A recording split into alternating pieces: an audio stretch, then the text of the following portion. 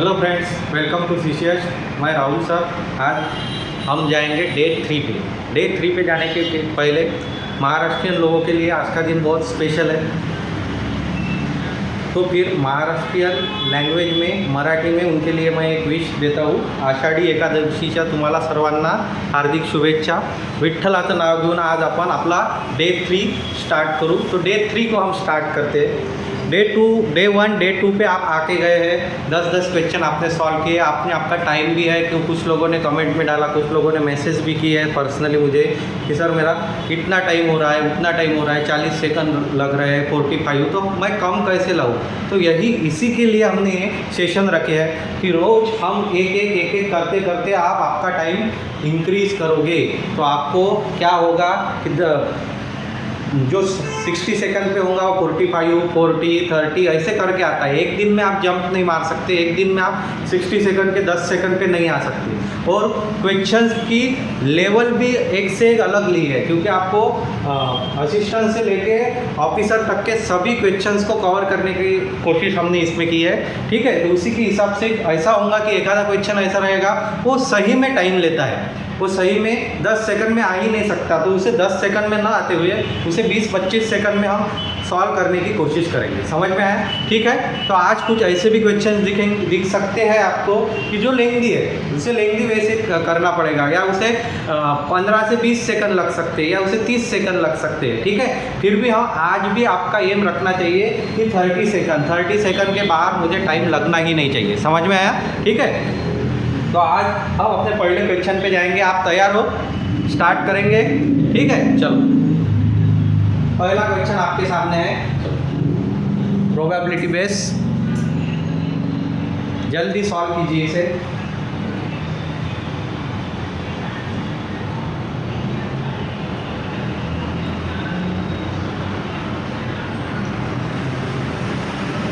Question screen पे आते समय ही अपना स्टार्ट हो जाना चाहिए पेन पे वर्क।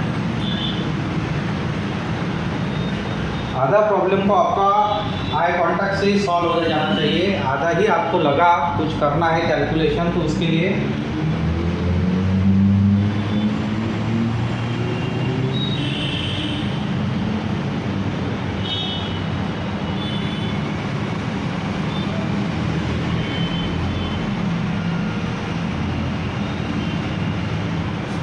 ठीक है, हो गया।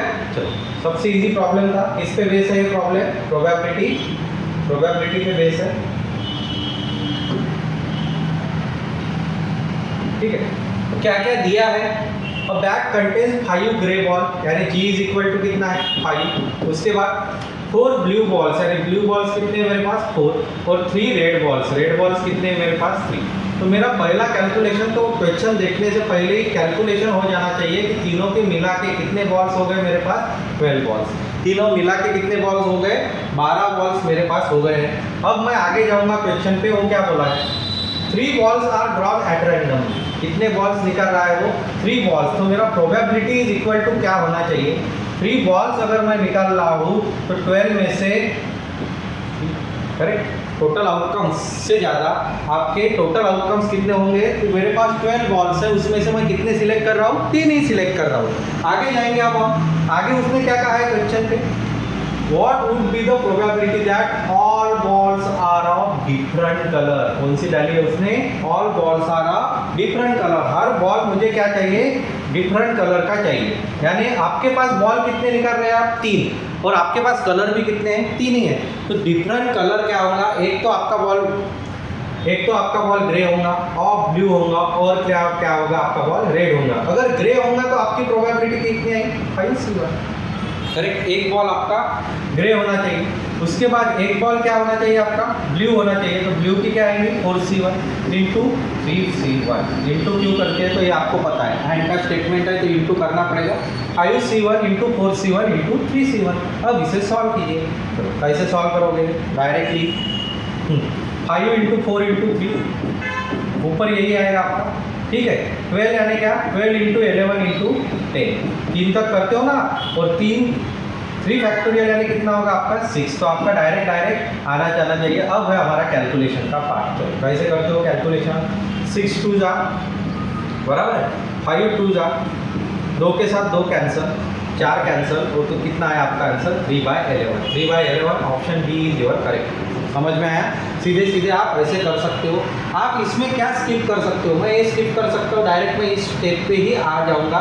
और मुझे ये भी पता है 5 × 4 × 3, और इसका क्या है डायरेक्ट मैं कैलकुलेशन में, यानी मैं इसे डायरेक्टली ही सॉल्व कर सकता हूँ। समझ में आया? चलो next problem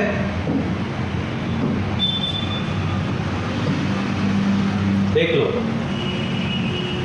I think time and distance, चलो करो।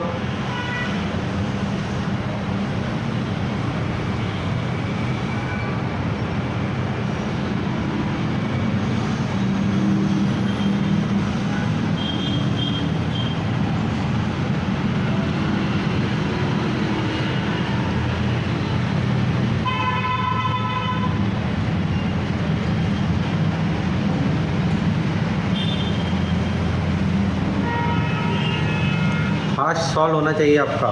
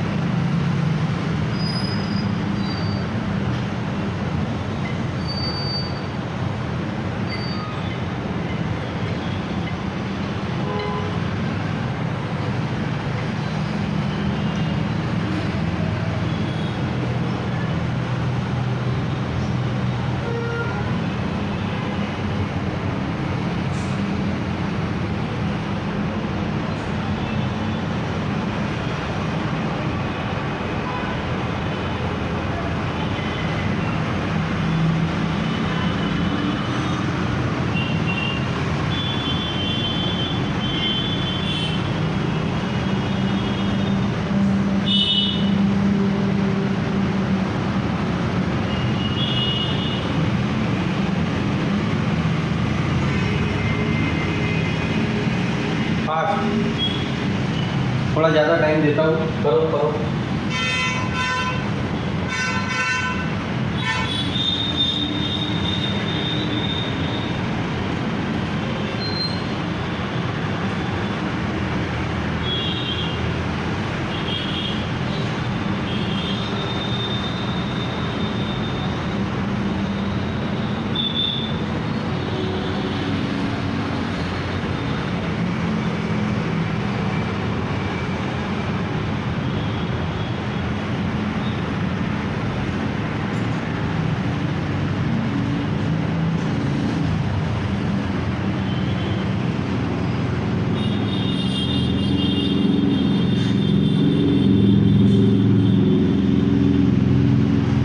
ठीक है, चलो आ गया आपका आंसर, चेक करो। बहुत टाइम ले लिया।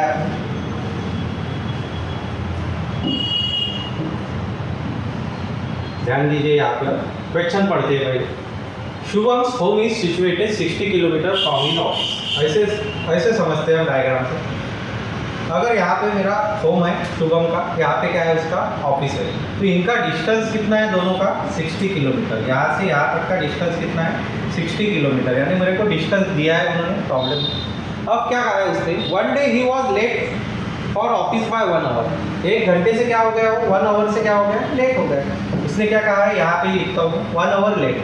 सो he increase the speed of his vehicle by 5 kilometre. तो उसने कितने से इंक्रीज किया उसका स्पीड, 5 से इंक्रीज किया। दस ही reach the office on time. तो ऑफिस में कितने पहुंचा, टाइम पे पहुंचा, यानी उसका टाइम कवर कितने से किया, उसने स्पीड बढ़ाया। अब मैं सोचता हूँ कि मेरा ओरिजिनल स्पीड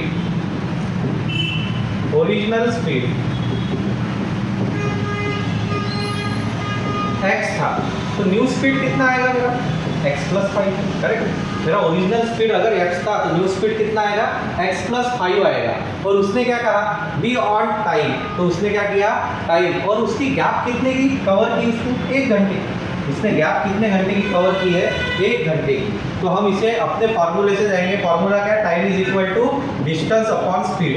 पहले वो डिस्टेंस 60 गया, कितने से स्पीड से, ठीक है, x के माइनस कितने से जा रहा है वो 60, x + 5। अब इसको कैलकुलेट कीजिए, इसको कैलकुलेट करना है आपको, ठीक है। तो आपको पूछा क्या है, आपको वैल्यू पूछी है किसकी, x, इसकी वैल्यू पूछी है x की। अब मैं और आपको 10 सेकंड दे सकता हूँ, इसको मैं क्वाड्रेटिक से सॉल्व करूँ, इस इक्वेशन को सॉल्व करूँ कि कैसे सॉल्व कर सकता हूँ।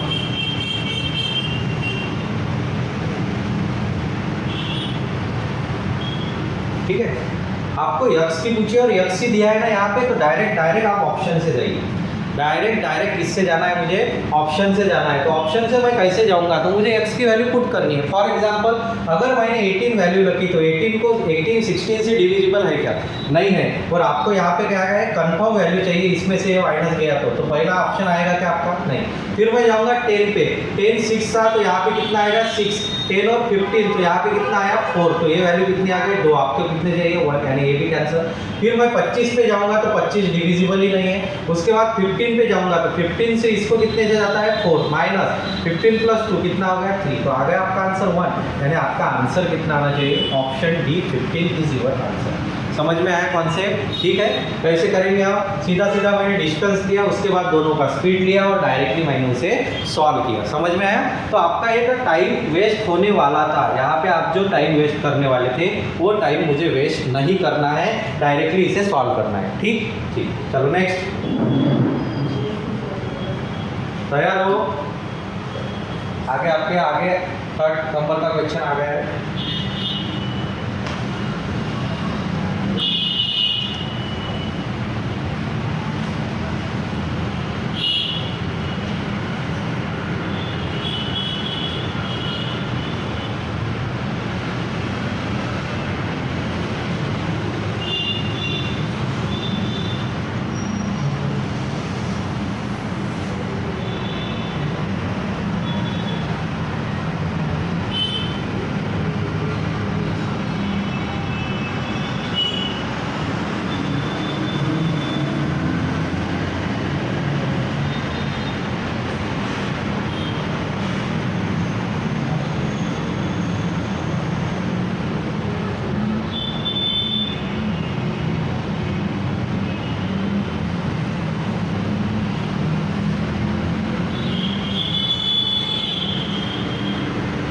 प्रोबेबिलिटी बेसी है मगर इजी है, इसमें इतने टाइम में तो आपका आराम से आ जाना चाहिए था ये आंसर।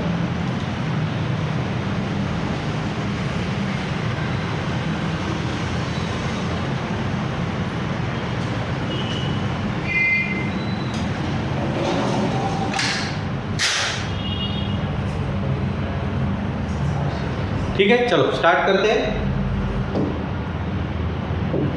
देखो क्या क्या दिया है प्रॉब्लम में आपको। Bag contains 108 balls, total balls कितने हैं आपके पास 108 of 3 different colours black, white and grey. ठीक है, तो मैं क्या करता हूँ, मेरे पास कितने बॉल है 108, इसको 3 इसमें डिवाइड करता हूँ। कौन कौन सा है, ब्लैक, व्हाइट और ग्रे, 3 कलर है मेरे पास। ठीक, अब आगे क्या कहा है, the probability of drawing a white ball is 1/3। White ball कितने हैं अपने पास 1/3 है, तो इसके 1/3 कैसे करूँ, तो कितने आएंगे 3 3 बराबर है 90, 3 से डिविजिबल कर दो सीधा इसको, 3 और 6 यानी कितने आ गए मेरे पास 36, बराबर है 36 क्या आ गए। तो ये दोनों मिला के कितने होने चाहिए मेरे पास 72, बराबर है, दोनों मिला के कितने होने चाहिए 72। यहाँ तक कोई डिफिकल्टी। अब आगे क्या कहा है, the number of grey balls is twice the number of black balls. Number of grey balls क्या है बोलते, ट्वाइस है किसके, ब्लैक बॉल्स के। तो ब्लैक बॉल्स अगर मेरे x होंगे तो ये कितने हैं 2x, तो इन दोनों को मिला के कितने हैं 72, यानी 3x की वैल्यू क्या आएगी मेरी 72/3, तो कितना आंसर आना चाहिए 24, बराबर है। अब आपको पूछा क्या है, find the probability of drawing a black ball from the bag. क्या प्रोबेबिलिटी रहेगी बोलती ब्लैक बॉल्स निकालने की। तो ब्लैक बॉल्स है कितने आपके पास 24, तो प्रोबेबिलिटी कितनी रहेंगी आपकी 24 अपॉन कितना आएगा टोटल 108। ठीक है, 24/108।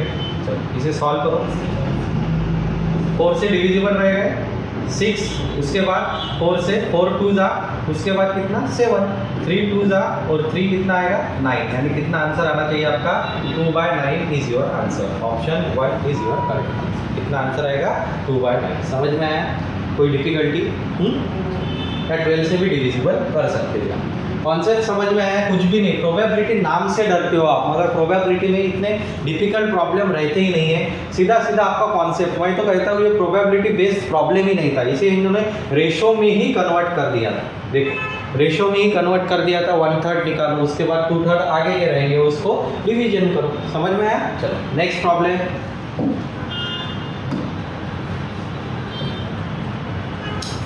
Next problem profit loss base.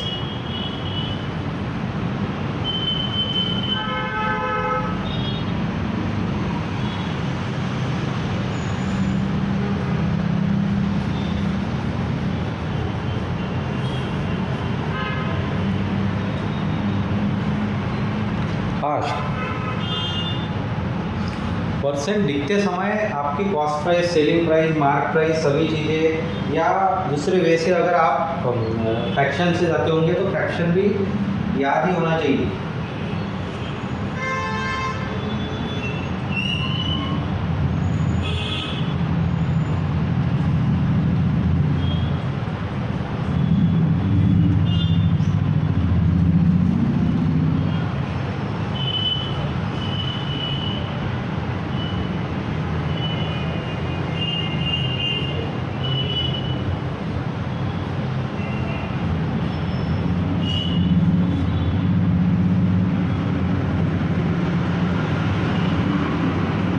आ गया?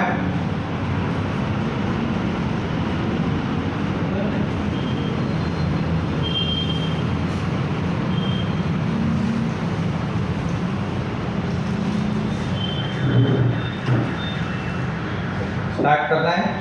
देखो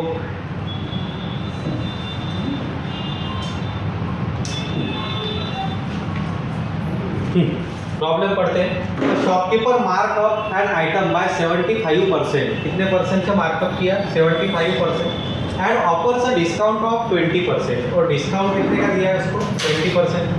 the profit earn by shopkeeper is what percentage more और less than the profit earn by him if he mark up the same 50% and offers a discount of 20%। यानी दो problem को mix किया है और उसके बाद उसने क्या कहा है, उसका प्रॉफिट और लॉस कैसे कितना होगा। ठीक है, अब एक फॉर्मूला जिनको पता नहीं होगा उनके लिए लिखता हूँ मैं। प्रॉफिट और लॉस में डायरेक्ट निकालूंगा यमी इनटू डिस्काउंट का। क्या फॉर्मूला है मेरा? Profit and loss is equal to यम्यू इनटू डिस्काउंट। यम्यू मीन्स मार्कअप जो आपको दिया है, ये मार्कअप, और डिस्काउंट मीन्स क्या है? जो डिस्काउंट आपको दिया है। मार्कअप मीन्स क्या होता है? कॉस्ट प्राइस पे आप जितनी प्राइस बढ़ाते हो उसे क्या कहते हैं? यम्यू कहते हैं। कॉस्ट प्राइस को मैं जितनी बढ़ाता हूँ उसे क्या कहते हैं? यम्यू कहते हैं। अब पहली सिचुएशन लेता हूँ मैं। पहले इसमें क्या कहा है उसने? 75% का क्या मिला बोलते हैं? मार्कअप। 75% यानी क्या? 3/4। यानी 4 की वैल्यू इसने कितने में ली होंगी? 7/4। करेक्ट। पहले इसमें मैं इसे क्लियर ऐसा लिखता हूँ आपको समझने के लिए। ठीक है, पहली कंडीशन में प्रॉफिट और लॉस कैसे डिसाइड करूंगा मैं? तो पहली कंडीशन में प्रॉफिट और लॉस कितने से है? 3/4। यानी मार्कअप कितना आएगा आपका? 7/4 इंटू डिस्काउंट कितना दिया आपको? 20% आएगा। फ्रैक्शन कितना? 1/5। यानी कितना आएगा ये वैल्यू आपकी?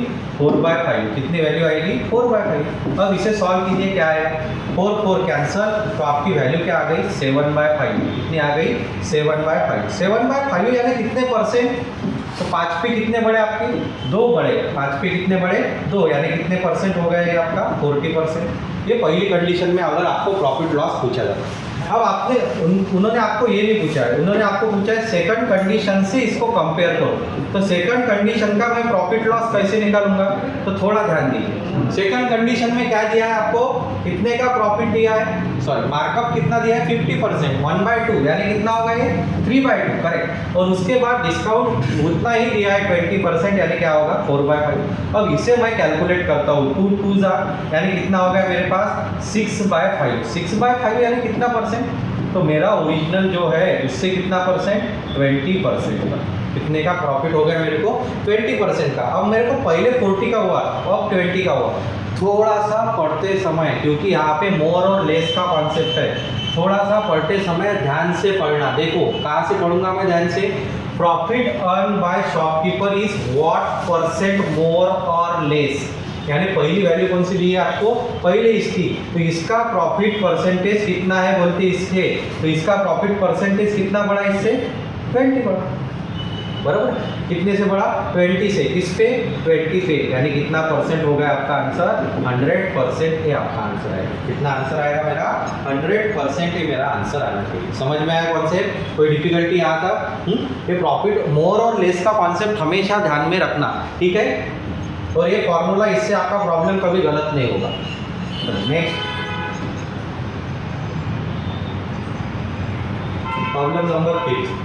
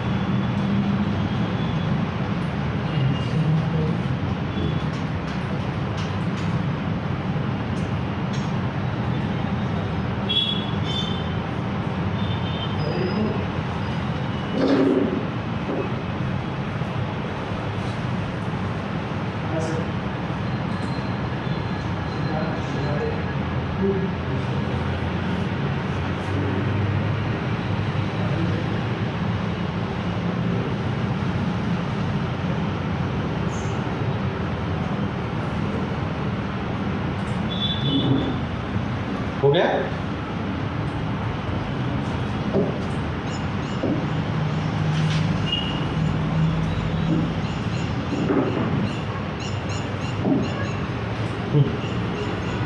There are 4 person in a group, कौन कौन है, राजन, युवराज, दानिश एंड यूसुफ, 4 लोग हैं। Average age of Rajan and Yuvraj कितना दिया है आपको, 18 ईयर्स। इन दोनों का एवरेज कितना दिया है, 18। इन दोनों का एवरेज, यानी मैं डायरेक्ट ऐसे भी लिख सकता हूँ, राजन प्लस युवराज, ये कितने हो गए, तो 36। एवरेज अगर 18 है तो इसका डबल करेंगे ना एवरेज को, तो टोटल सम कितनी हो गई इनकी, 36 हो गई। अब बाहर, अब next, while average age of all 4, चारों का भी एवरेज कितना दिया है, 16।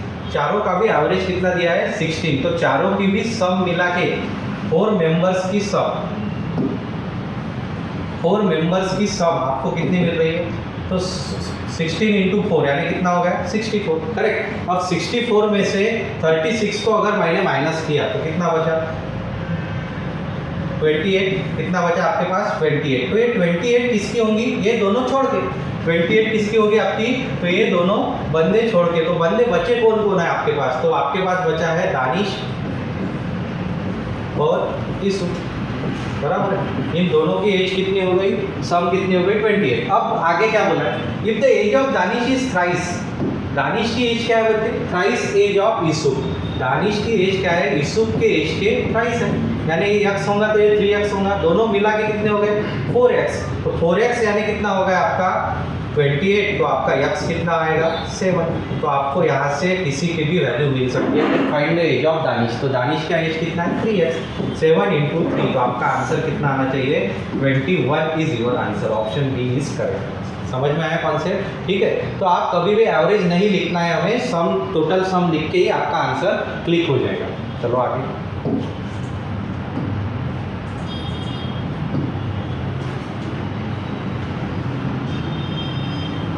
6,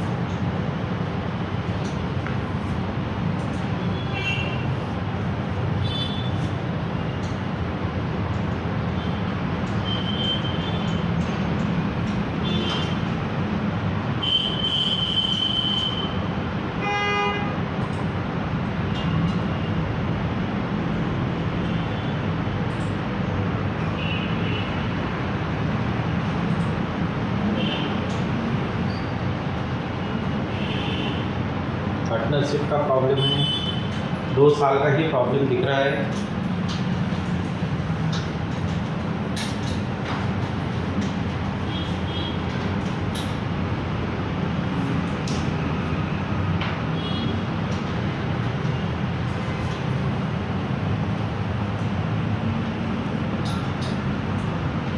हो गया, चलो स्टार्ट करते हैं।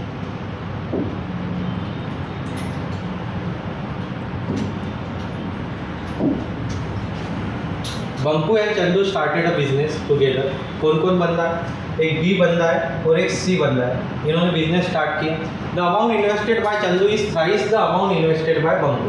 यानी बी ने जो इन्वेस्टमेंट किया है उससे कितना किया इसने? थ्राइस। तो इसको मैं 100 मान लेता हूँ, इसको मैं क्या मान लेता हूँ? 300। बराबर। इनका बिजनेस का रेशियो ये हो गया। After the 1 year Banku double his amount. 1 साल के बाद इसने क्या किया? इसका अमाउंट डबल। तो इसको मैं पहला साल मानता हूँ, इसको मैं दूसरा साल। पहले साल में तो 100 ही था, उसके बाद डबल किया है, कितना हो गया? 200। तो इसकी वैल्यू कितनी हो गई आपकी? 300। अब आगे जाएंगे। भाई Chandu increase is amount by 10%। अब इसने क्या किया? 10% बढ़ाया, यानी इसके 10% यानी कितना? 30। तो ये वैल्यू कितनी हो गई अपनी? 630। बराबर है। तो ये 0 0 कैंसिल। तो आपका रेशो 30 10 यानी 3 से 10 और यहाँ पे क्या आ गया? 21। ये आपका क्या आ गया? रेशो आ गया। At the end of 2 years total profit earn is 1245। आपको क्या दिया है यहाँ पे? इन दोनों का टोटल प्रॉफिट दिया है। हमारा दोनों का टोटल प्रॉफिट कितना आएगा? 31। बराबर है। इसका मतलब मैं ऐसा लिख सकता हूँ इसे 31 इज इक्वल टू कितना हो गया? 1240। बराबर। तो आपको क्या निकालना है? Share of Chandu. चंदू का शेयर कितना है? चंदू का शेयर कितना है? 21 इज इक्वल टू एक्स। आ गए हम हमारे प्रॉब्लम में। अब इसे सॉल्व किया। X is equal to 1240 into 21 upon कितना है? 31। अब 31 ये नंबर से डिवीजन जाएगा क्या? तो सीधा सीधा ही आपका डिवीजन जाता है। 3 4 जा 1 4 जा। बराबर। यानी कितने से जाएगा ये? 40 से। तो आपका आंसर क्या आएगा? 840 इज योर आंसर। 21 इंटू 4 कितना? 84। 840 है क्या? Option B is correct. समझ में आया? इसे x और 3x के साथ सॉल्व मत कीजिए, कंफ्यूज हो जाएंगे। सीधा सीधा 2 जीरो लगा के 100 पे 300 पे ऐसा ही खेलना है आपको। आपको जो भी फ्रैक्शन दिया है उसको डबल जीरो लगा के उसको सॉल्व करना है। ठीक है, चलो नेक्स्ट प्रॉब्लम नंबर 7।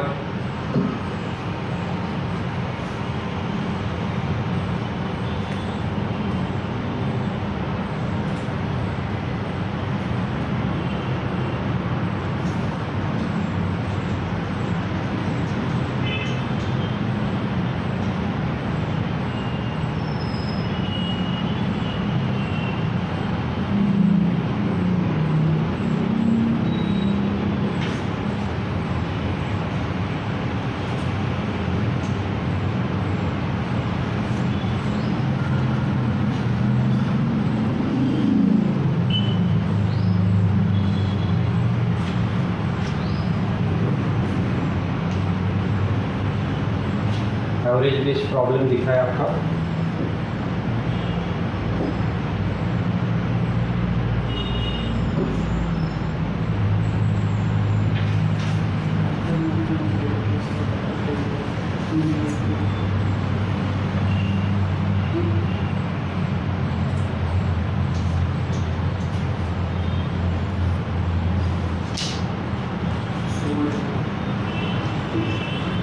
हो गया, स्टार्ट करना है।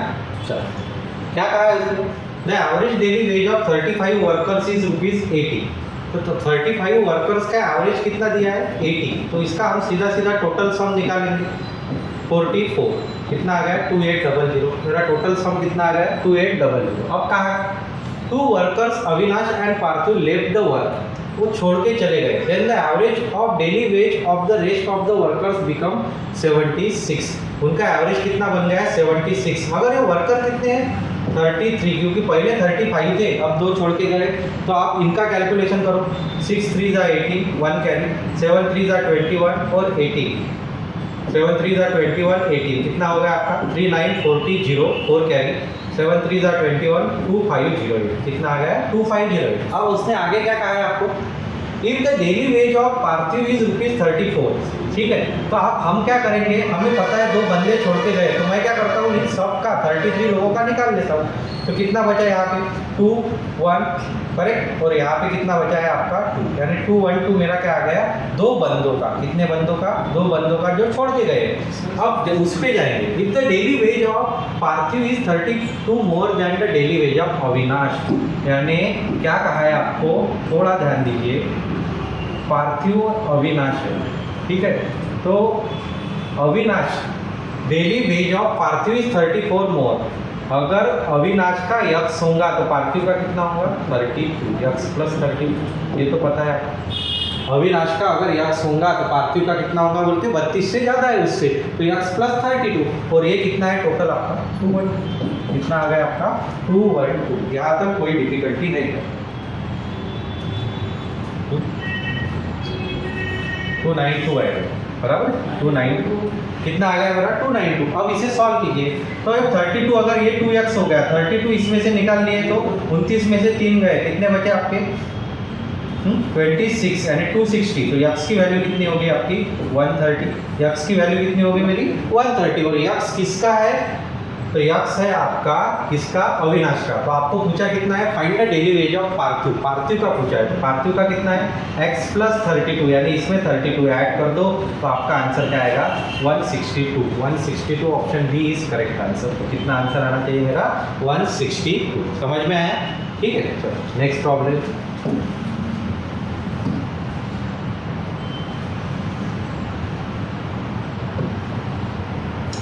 एट नंबर,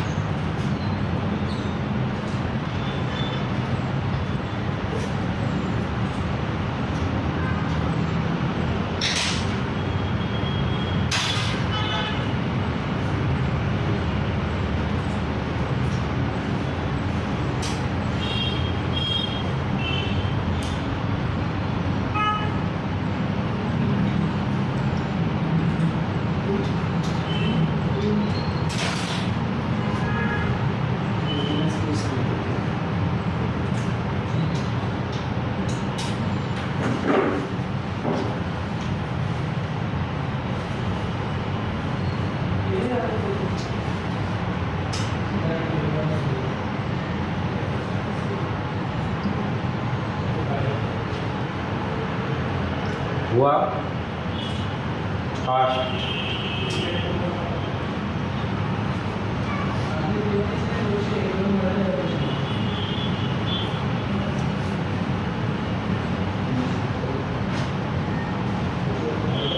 चलो स्टार्ट करते हैं।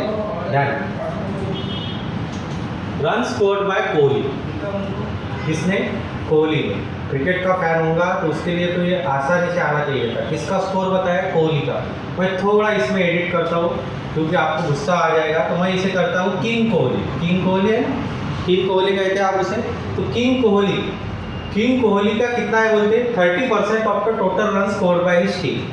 कितना स्कोर किया बोलते उसने 30% स्कोर किया उसके टीम से। तो किंग कोहली की टीम और किंग कोहली, तो आप 30% यानी फ्रैक्शन कितना 3/10, यानी टीम ने अगर 10 रन निकाले होंगे तो कोहली ने कितने रन निकाले हैं 3 रन निकाले।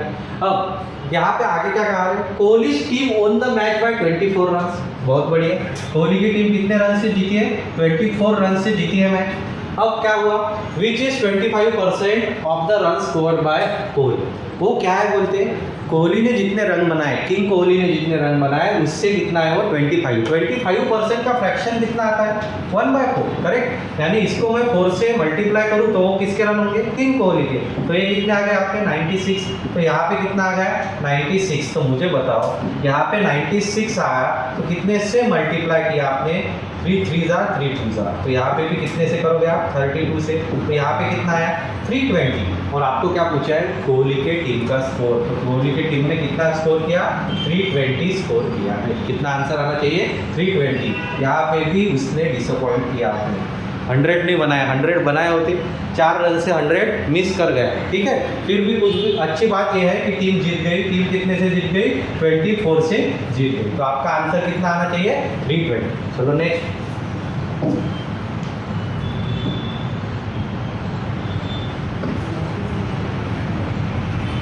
9 नंबर।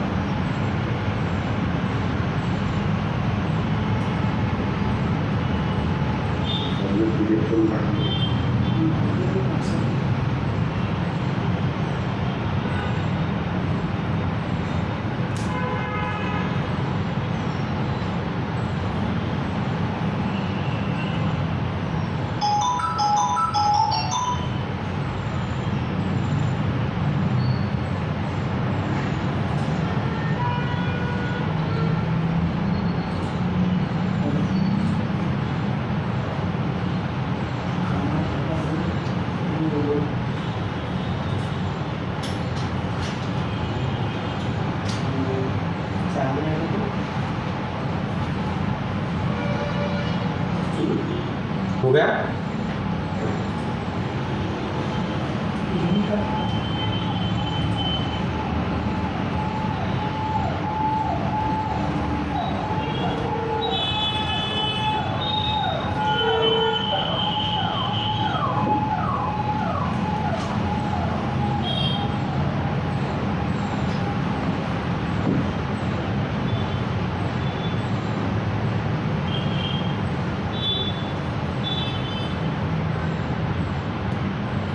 ठीक है, चलो स्टार्ट करते हैं। देखो, if 5 years are subtracted from the present age of Ram. अब राम का कुछ तो भी प्रेजेंट एज होगा, तो मैं उसे राम ही रखता हूँ। उसमें से कितने सब्सट्रैक्ट किए बोलते? 5। तो आपको क्या बोले? And the remainder is divided, यानी कुछ तो भी रिमाइंडर बचा होगा मेरा।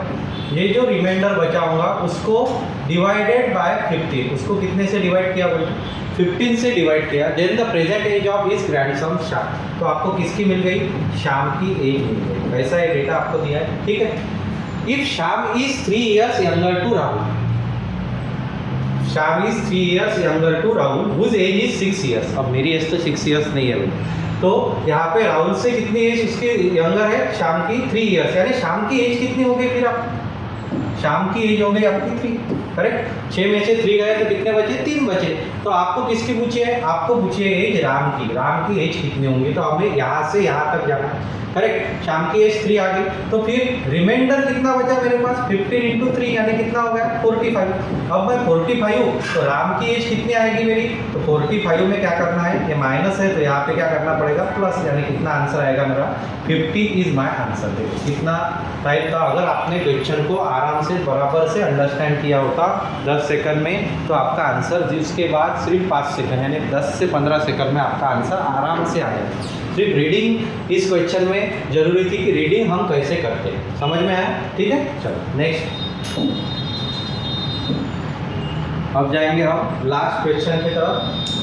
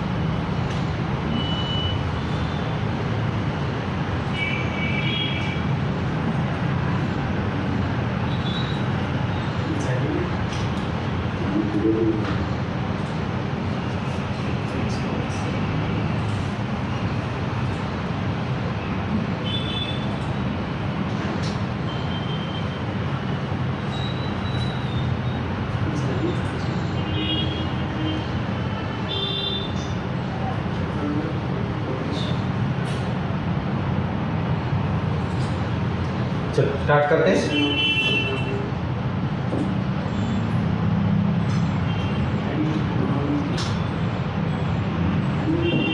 आज का दिन खत्म करते हैं हम इस प्रॉब्लम से। पाइप एंड फिस्टर पाइप के दिख रहे हैं 3 पाइप्स। कितने पाइप दिए आपको? 3 pipes.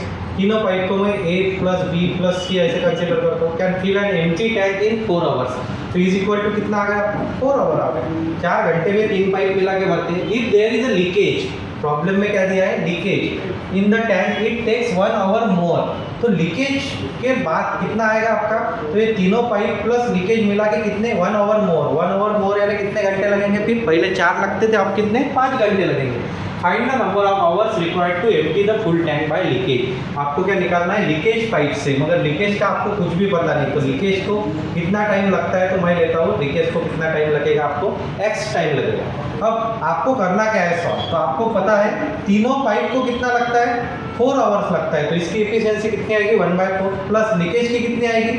1/x is equal to आपको टोटल टाइम कितना लग रहा है? 5 घंटे लग रहे हैं। तो हम क्या करेंगे? 1/5। अब 1/x की वैल्यू निकालनी है मुझे। मैं कैसे निकालूंगा? 1/5 माइनस 1/4। अब इसे सॉल्व कीजिए। क्या आएगा?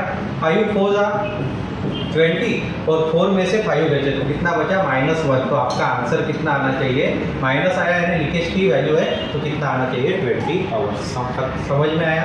कुछ भी प्रॉब्लम में दिया नहीं था, सीधा सीधा हम इसे आराम से सॉल्व कर सकते थे अगर आपका कॉन्सेप्ट क्लियर रहता होता तो।